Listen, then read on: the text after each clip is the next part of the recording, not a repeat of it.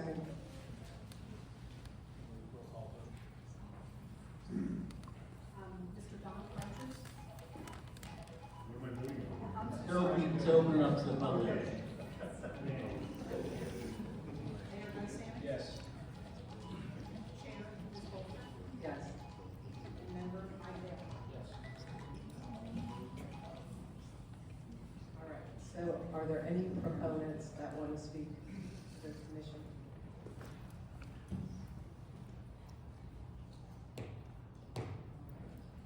Now, I will open it up for the opponents who want to speak against this case. And please just a reminder, if you could please state your name and address. Yeah, I'm just gonna introduce Rebecca Simpson. My name's Tom Mendel, 173 St. Anne's. Rebecca's a graduate of Vanderbilt Law School. She's got 30 years of litigation and advocacy. She's been on the planning and zoning of Bellevue, Kentucky, and she's part of a Finney law firm that they do a lot of real estate law as well. So, Rebecca, thank you. Thanks, Tom. Good evening. I'm Rebecca Simpson. I'm an attorney with Finney Law Firm. My office address is 635 Main Street, Cincinnati, Ohio, 45202. I represent several of the neighbors that live on St. Anne, and they have asked me to give a presentation this evening. Along with my presentation, several of the neighbors will speak, as well as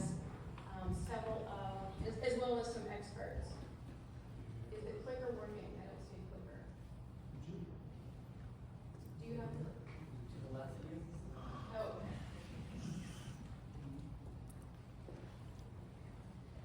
So, Mr. Huth with the county and also Mr. Burley have pointed out that tonight our focus is section 17.8 of the village zoning code. We absolutely agree. And they have pointed out there are certain things that must be approved by the developer in order for the commission to be able to approve this development. We agree with those as well. The language is very simple in the code. What we disagree with is those requirements have not been satisfied. As Mr. Burley pointed out, there are three. First, that it be in accordance with the original concept plan. As we're going to explain, it is not. Second, that it be prepared by a professionally competent engineer. We're not going to argue that it was prepared by a professionally competent engineer. And then third, they must give evidence that the development will not impose an undue burden on public services and facilities such as fire and police protection. That is such as fire and police protection, not just fire and police protection, on all public services and facilities. So we're going to be talking about that tonight as well.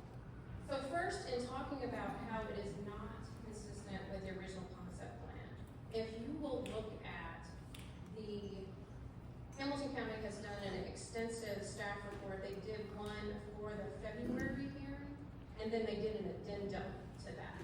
In both of them, they referenced the Astinos EV development standards and how this was to satisfy those. If you look at page 12 of those standards, it has section that in the general requirements, and if anyone else wants to wait, so we get to page 12. this is, Yeah, I'm gonna read. you're reflecting this, what you're talking about. Yes, I'm also gonna read section 3 though. Section 3 of the general standard says a geotechnical engineer will be consulted for all soil suitability and stability for all the developers' construction in the development where required. And then general requirement 6 says that there must be, that this plan must assure that the development will be properly integrated in the overall neighborhood and property adjacent to the area or phase will not be adversely affected. As we will demonstrate tonight, the property adjacent will be adversely affected. So this requirement has not been met, and the board therefore cannot approve this development. So these are the two sections of section 17.8 that we're going to focus on. The fact that adjacent property owners will be damaged, and the fact that the plan does not include evidence that the development will not impose an undue burden on public services and facilities, which is correct. First, I want to talk about, there's been a lot of discussion tonight about the geotech study and about what was learned from the geotech study, and the fact that we know that there's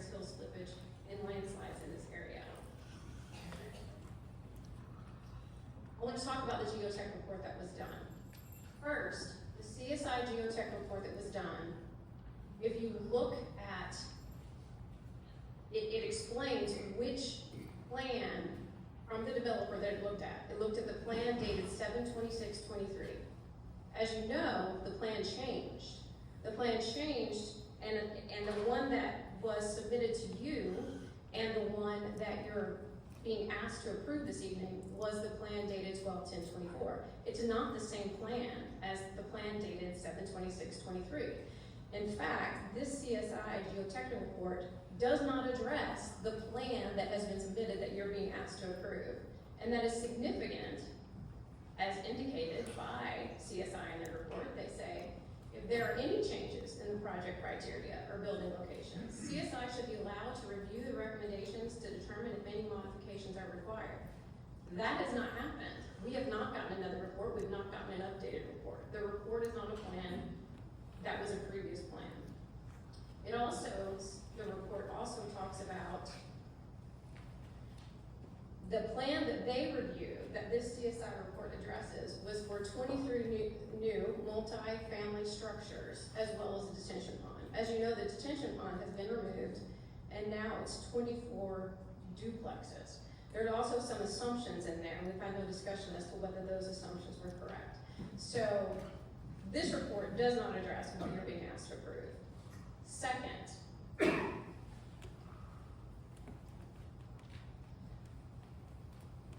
this report points out correctly that this project has to be done to exacting standards that are not defined yet and that further analysis is needed.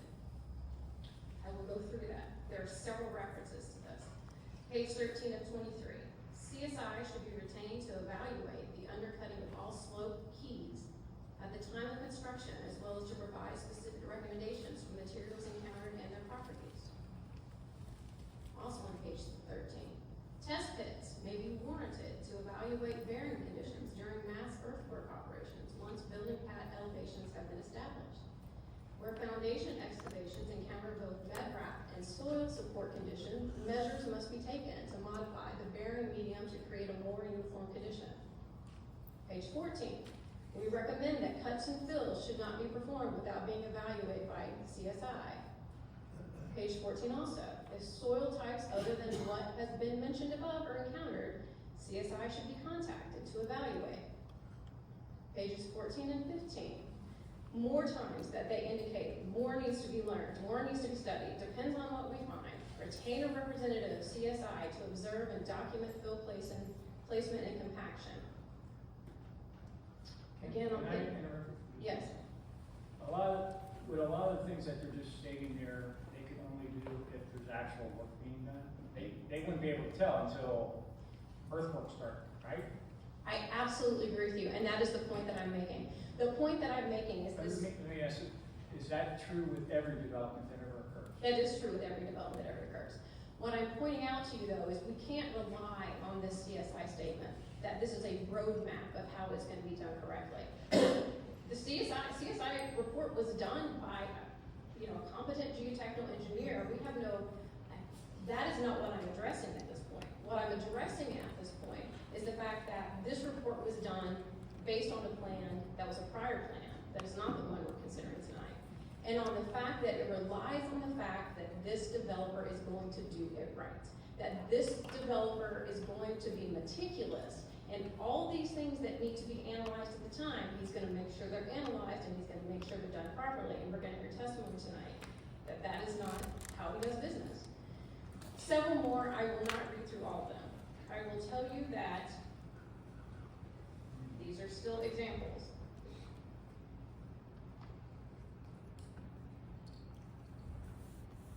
This is a summary at the end. It has been our experience that the construction process often disturbs soil conditions, and this process, no matter how much experience we use to anticipate constructive methodology, is not completely predictable. Therefore, changes or modifications to our recommendations are likely needed due to these possible variances.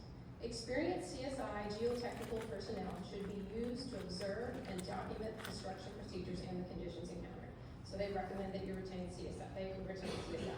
There are no less than 23 references to further analysis needed, And as the mayor points out, that is normal.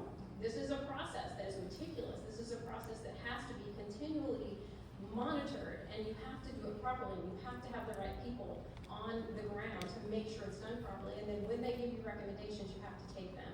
And you will hear evidence from the neighbors that this is just not how this developer operates. Now, the CSI report points out that here are the primary concerns. One of them is slope stability and construction. And there's already been a lot of discussion tonight about slope stability. I was not here at the February 2024 hearing, but I'm told there was a lot of discussion about slope stability. That was one of the major focuses at that hearing.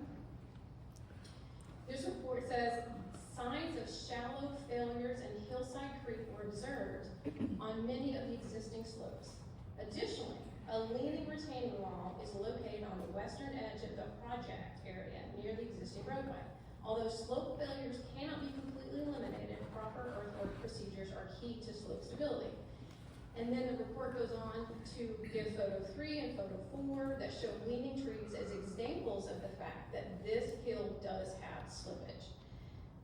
Despite the fact that this hill has slippage, and despite the fact that hill slippage was a major reason that the geotechnical report was requested in the first place, well, plus it's a condition of the PUD.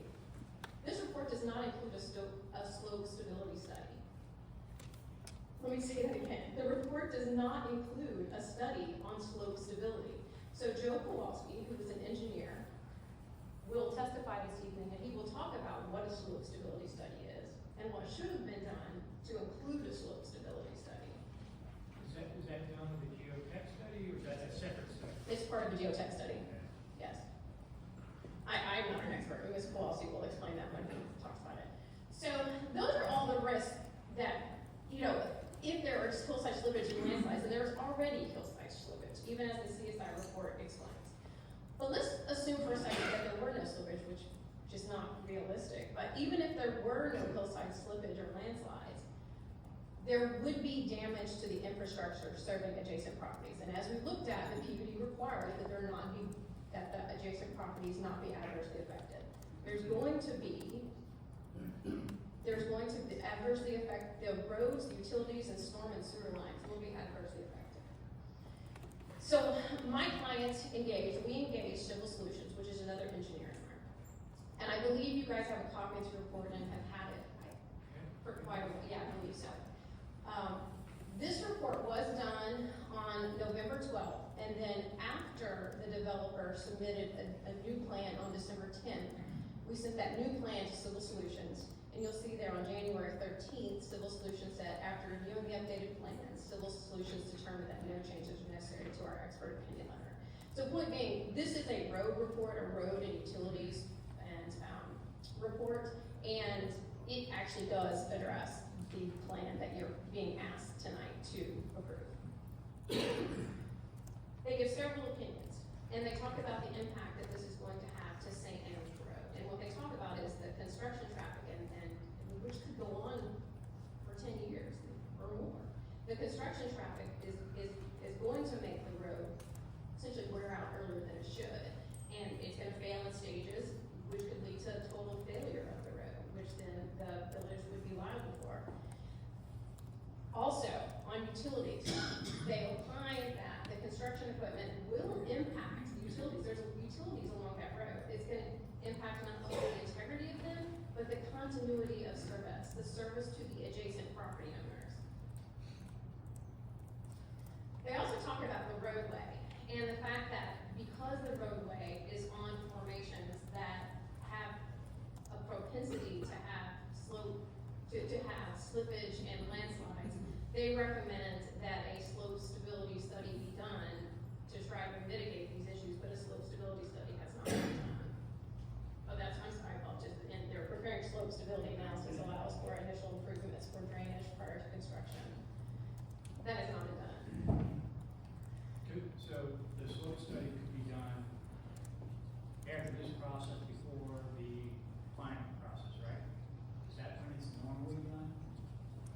I'm just asking questions. The reason it could not be is because in this particular situation,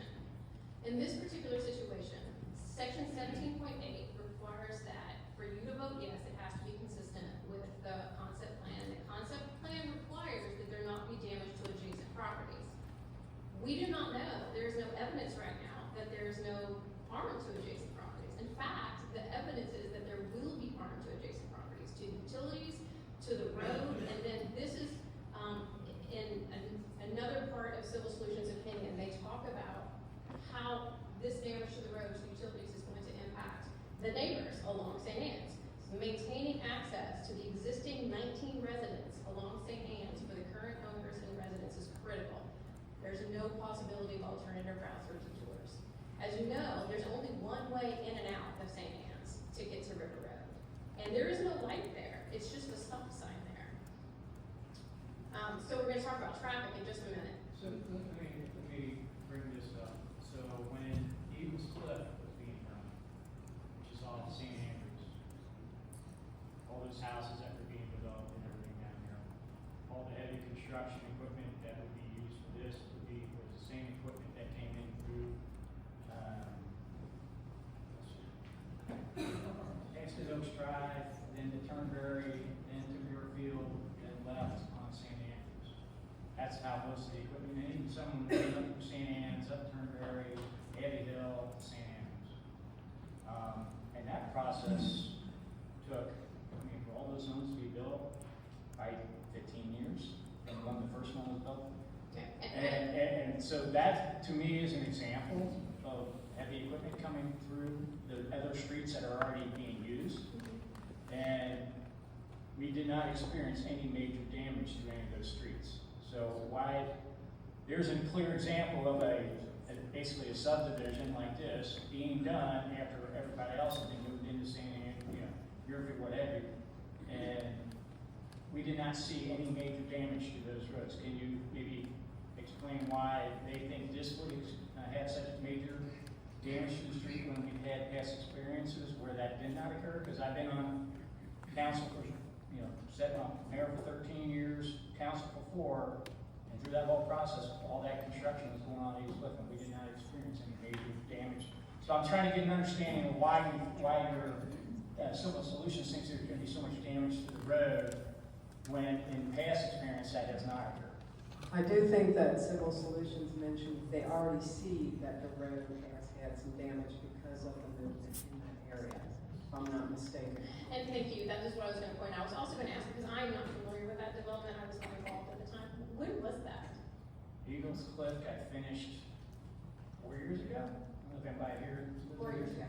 Yes, my understanding is that. About 4 years ago, I think it was the final home when we dedicated the street. That's close enough.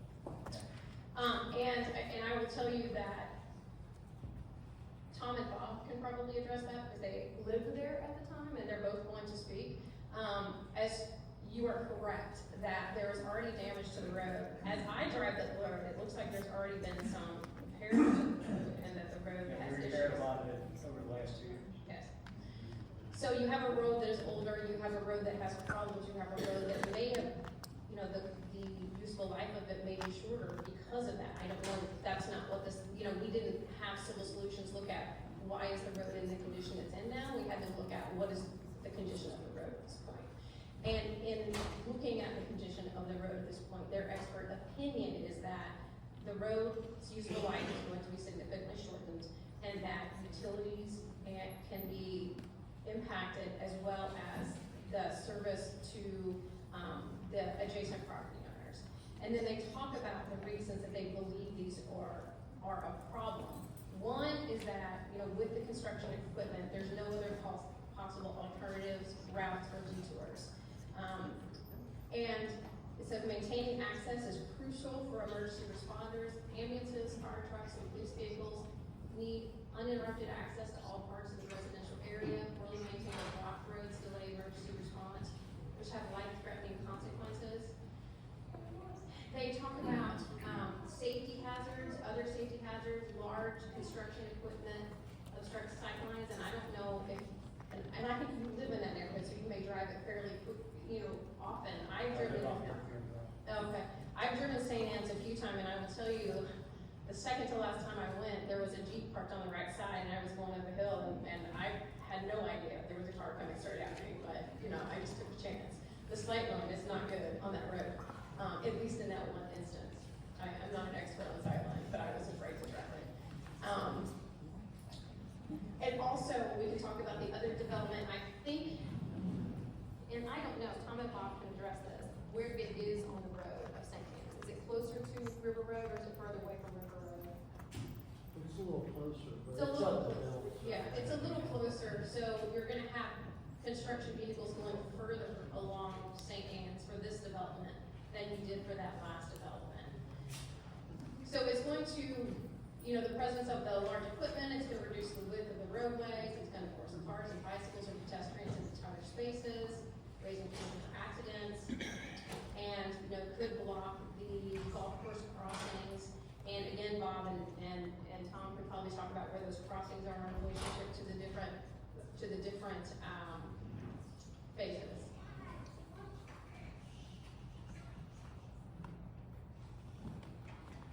Okay, and then Civil Solutions talks about, you know, they said, what are the expected expenditures? And then what are the, so table one is essentially, you can expect that these are gonna be the expenditures. Table two is essentially what the risk exposure is to the village.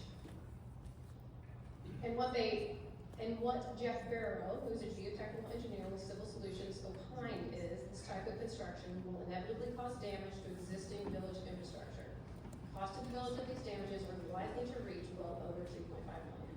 And I did want to address the question, there was a question at the end of the previous presentations about liability if there's damage to other property owners.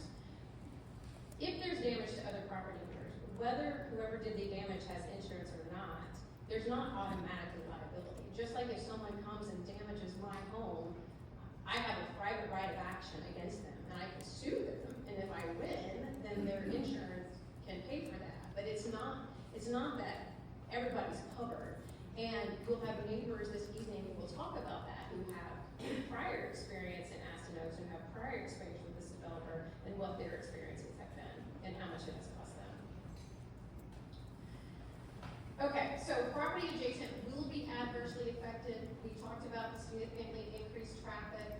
We're going from 19 families on St. Anne's to over 67 families, so there's 24 duplexes, 48 more families, 48 plus 19, 67 if I did the math correctly. Only one access for emergency vehicles. Traffic is going to significantly increase. It's going to be dangerous for pedestrians.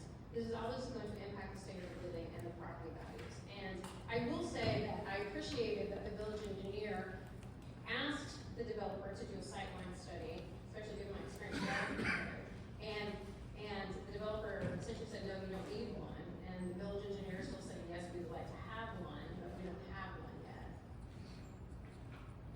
So in summary, we just talked about the first bullet point, that section 17.8 is not satisfied, so this development cannot be approved because it's not in accordance with the original concept plan, because it does not assure the property adjacent to the area or phase will not be adversely affected.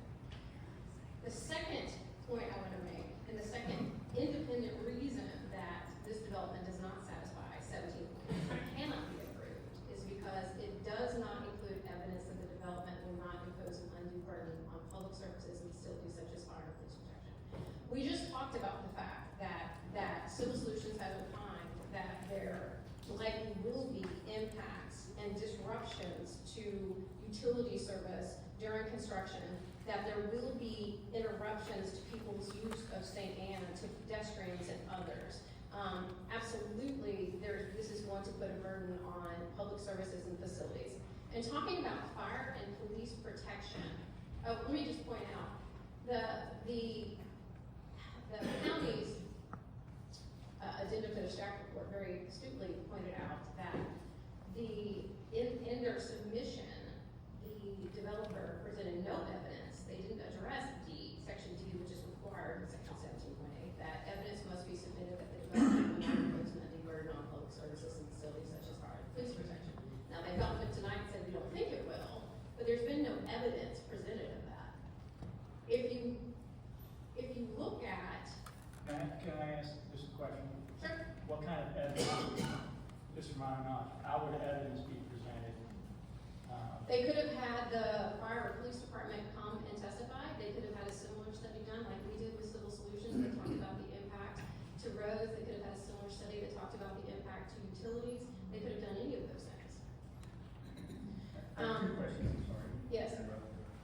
you mentioned that the new development plan is, that the study was not done on the old, it was done on the old plan, not on the new.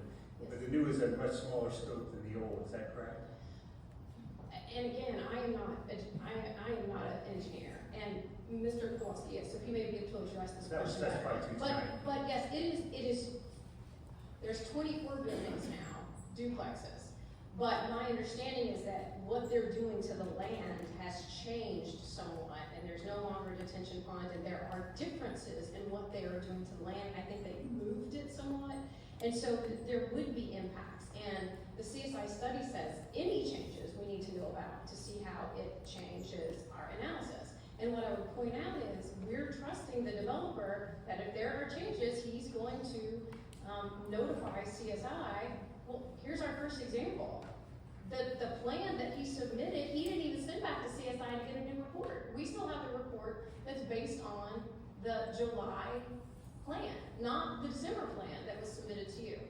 Okay, so I'm gonna show you. I'm sorry, I had a second Oh, I question. apologize. Undue burden, can you define what that means? Because obviously, when they're putting new electric lines in, they might have to turn it electric for 10 minutes. Is that an undue burden? Or what constitutes an undue burden? I don't understand that term. What I'll tell you is an undue burden is going to be a facts and circumstances test. I mean, there are bright lines. Obviously, if you turn off the, electricity for an hour because you have to do something, that's not going to be an undue burden. If your electricity is out for 5 days, that's going to be an undue burden. So the point is, it's somewhere there in the middle. And we have presented a study that says that there are going to be significant road impacts, significant utility impacts, significant impacts to pedestrians using the roadway. And then, frankly, it's up to you guys to consider if those are undue burdens or not, or, if this ends up in court for a court to determine if it's an undue burden or not. Thank you. So, this video that I'm gonna show you is the fire department did come out, and this is the cul-de-sac at the end of St. Anne's.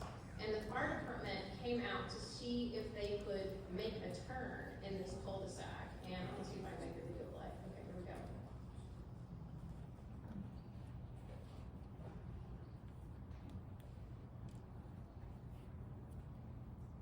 You can see it couldn't make the turn. Unfortunately, we don't have the full video. Mr. Mendel is the person who was taking the video on his phone, so he's going to testify as to what happened, which is the fire truck had to back up 4 times in order to make that turn.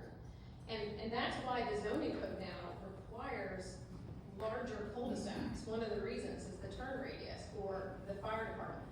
And if you look at the development, this is comparing the bottom cul-de-sac is to scale of what the cul-de-sac is now on St. Anne's, and the top is the cul-de-sac that is being proposed, and they appear to be exactly the same size, which means we're gonna have 2 cul-de-sacs that are too small for the fire truck to turn around in. My understanding is at some point, and we'll get to this in a few minutes, at some point, the developer was going to ask for a variance so that didn't have to be up to code, but I would encourage you not to file that for safety reasons. So, in summary, there are 2 reasons that, at least 2 reasons that this plan in particular does not satisfy section 17.1 of the North Bend zoning code, so it cannot be approved tonight. I want to talk about also the village has been very responsible in passing an earthworks ordinance in order to, and it says, to prevent hazard, to safeguard life, limb, property, and the public welfare, to preserve the natural environment of the village of North Bend as it relates to stability of hillsides and slopes, and to control erosion and sedimentation by the regulation of earth-disturbing activities, excavating and filling of land by means not limited to, and they give examples. Protecting the stability of sensitive slopes. This was forward thinking. This is exactly what we're addressing this evening. This ordinance was created to regulate developments just like this.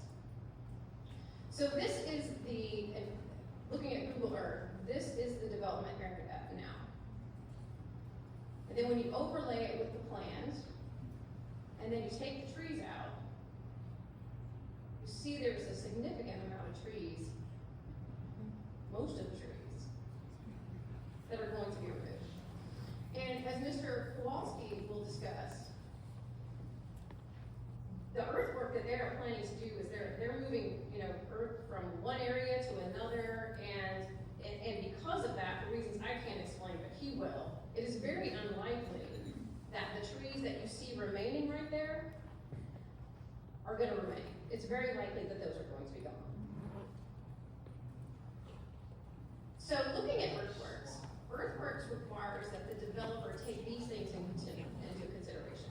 Retain and utilize as much existing vegetation as possible to slow water runoff. And I believe one of you asked earlier about that. And, I mean, as we look, it's really not retaining, it's not retaining much, and as Mr. Kowalski will testify, it's probably not retaining virtually anything. Preservation of existing trees, shrubs, and other plant life, I'm assuming this was plant life, is strongly encouraged. That is not being done. Protecting trees around the perimeter. Well, most of the trees around the perimeter are just gone. And then it says the smallest practical area of land shall be exposed or denuded at one time, consistent with the construction operation. If you look at the plans, what they're doing is taking fill from one side. Rather than buying fill and bringing it in, which would be more expensive, they're just taking dirt from one part and putting it on the other, which means they're gonna denude the whole fill at one time, which violates section H. So point being, even if, well, let me get to this point first. The section 1400.03 of your earthworks regulation says, no property shall cause or allow any earth disturbing activity, excavation, or filling, which does not conform to these regulations, which this will not. So even if it did satisfy section 17.8 for the reasons we discussed, it does not, it could never pass the earthworks ordinance and get its permits. All right, so I said that I was gonna discuss variances, and this really is a question. Oops, I hit down, Kevin, can you fix it, please? Thank you.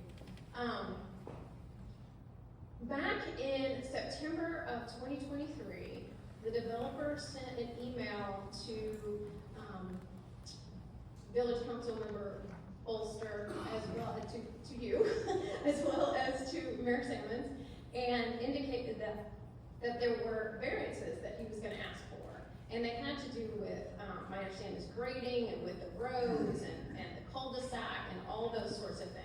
And he said, yeah, really none of this has to do with safety. Well, we would disagree with that. I mean, the size of the road is going to determine, you know, is there room for someone to walk their dog, or the cars to safely pass by, or for someone to park on the side without there being a sightline issue.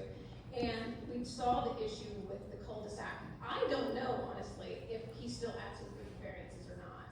But I do think that that is a question that needs to be answered. These things that he had said. Nothing has ever been formally requested for any variance. Well, I guess my question then is, do we know that the width of the road is meeting code? Do we know that the width of the cul-de-sac is meeting code? Do we know that the grade is meeting code? The village code? I think that has to be approved at this point. Right. Plan for development. But the board is going to appeals? Okay. I guess my point here is, we've not seen any evidence that the developer is not now going to be asking for these variances. And part of our theme this evening is that this developer cuts corners. That's what he does. And from the very beginning, he's planning to cut corners. And we are urging the village not to allow that. So just looking at some of the back and forth between the village engineer and the developer, and I know we talked about this a little bit tonight. The village engineer did, and said that they, you know, there was a memo early on where the village engineer said there are several things that we believe are missing, and there was an email sent back from the developer essentially saying, well, they aren't really missing, they're in there, or you don't need them, or well, they didn't really add anything. They just said either have it or you don't need it. And so then the village engineer looked again and sent back another memo on December 4th saying, no, we actually really want these things. And some of the things they asked for, as you'll see, their December 4th memos on the left and their January 9th memos on the right. So they're still asking about lighting, they're still asking about sanitary sewer, they're still asking about storm sewer, they're still asking about the roadway. Again, stormwater, easements, erosion and sediment control. And the developer's response is essentially, was essentially by email, you don't need that stuff now. Well, when you look at the development standards, which we already read this evening, which were up on the screen a minute ago, it says the signage, landscaping, and stormwater plans, phasing, housing mix, location, and access to pedestrian and bicycle trails, reports by the geotechnical engineer, shall be submitted as part of the final development plan approval process. So at least the stormwater plans that the village engineer had asked about needed to be submitted for tonight, and they have not been, because that's what the PV requires. So just in summary, we're all back here. We're back here, well, I wasn't in the first place, but most of us were there in February of 2024. And from what I'm told, one of the biggest issues was the slope stability. What's going to happen with the slope? And we need a geotechnical study. So we're back tonight, a year later, and what we have is a geotechnical report that doesn't even address the plan that you're considering tonight. It doesn't include any slope stability study, and it essentially says that the project has to be done to exacting standards that have not been defined yet. And again, that is normal, but we are just trusting that this developer is going to do it all right to these exacting standards. Now, what we're going to hear from witnesses tonight, first we're going to hear from some experts, and then we're going to hear from some citizens who live in the Aston Oaks area, that this developer can't be trusted to do it right. So one of the citizens, Joe Patucci, is going to talk about his home and the damage to his home. And so before he does so, I wanted to point out to you that on September 12th of 2001, the same developer had a geotechnical study done. And in that geotechnical study, it said the footings for homes on lots numbers 87 through 89 and 99 through 101 will likely have to be extended 10 to 20 feet below the existing grade due to marginal stability of the slopes downhill from the homes. What Mr. Patucci will tell you is his home is one of these that was specifically mentioned in this geotech. He'll also tell you that he never got a copy of this geotech study, nor was he ever told that there was any issue with slope stability, and that now he's paid tens of thousands of dollars to fix this problem that John Niehaus knew about back in 2001. All right, so the experts. So I just want to point out that Eric Russo with the Hillside Trust is completely independent of us. It's an independent organization. The PV actually requires that the plan be submitted to the Hillside Trust, and the county did do that, and so Eric has some comments he wants to make. Joe Kowalski is an engineer that we have retained, and then he will speak next, and then after that we will have several of the citizens speak, but I will go ahead and let Eric come up now.